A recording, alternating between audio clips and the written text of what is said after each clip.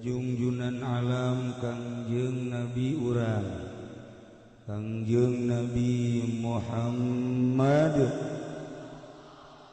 sallallahu alaihi wasallam katut ka para kaluargina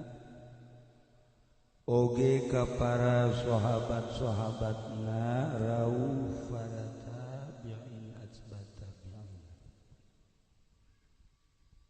al-mukarramun para alimin ulama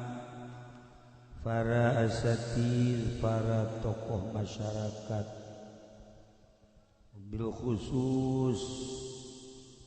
kepun guru urang sadayana kasepuhan urang sadayana kersana ama di urang doakeun mudah-mudahan